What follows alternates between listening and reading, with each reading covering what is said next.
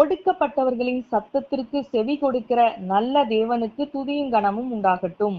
இந்த நாளுக்கான ஆதார வசனங்கள் ஜெபிக்க சங்கீதம் 79:11 வசனம்.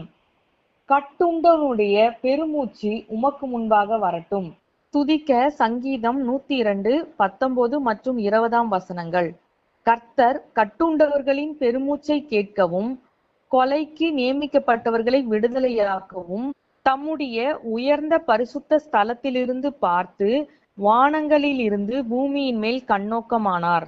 நாம் வாழும் இவ்வுலகில் சிறுமைப்பட்டவர்களையும் ஒடுக்கப்பட்டவர்களையும் பலர் அற்பமாய் எண்ணுவார்கள், அசட்டை பண்ணுவார்கள். ஆனால் நம்முடைய தேவனாகிய கர்த்தரோ ஒருவரையும் புறக்கணிக்கிற தேவன் அல்ல.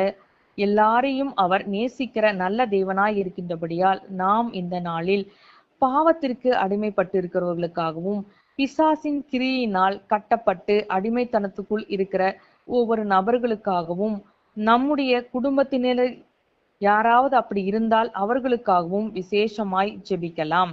மேலும் கடன் என்னும் அடிமைத்தனத்துக்குள் கட்டப்பட்டிருக்கிற நபர்களை கர்த்தர் விடுதலையாக்க வேண்டும் என்றும் பல்வேறு துன்பங்களில் சிக்கி தவிக்கிற நமக்கு தெரிந்த நம்முடைய அருமையானவர்களுக்காகவும் இந்த நாளில் நாம் காத்திருந்து ஜெபிக்கலாம்.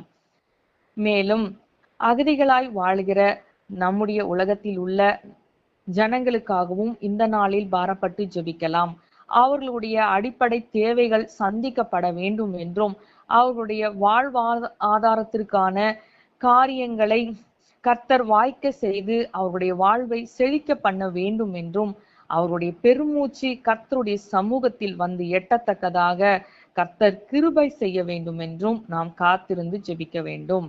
துதிக்க வேண்டியது நம்முடைய ஆண்டவராகிய கர்த்தர் சிறுமைப்பட்டவர்களின் கூப்பிடுதலை கவனிக்கிற தேவன் மாத்திரமல்ல, சிறுமைப்பட்ட ஒடுக்கப்பட்டவர்களின் பெருமூச்சையும் கவனித்து அவைகளுக்கும் பதிலளிக்கிற நல்ல தேவனாய் இருக்கின்றபடியாலும் கொலைக்கு நியமிக்கப்பட்டவர்களை விடுதலை ஆக்குகிற வல்ல தேவனாயும் இருக்கின்றபடியாலும் நாம் இன்று அவரை மனதார நன்றியோடு ஸ்தோத்திரிக்கலாம்.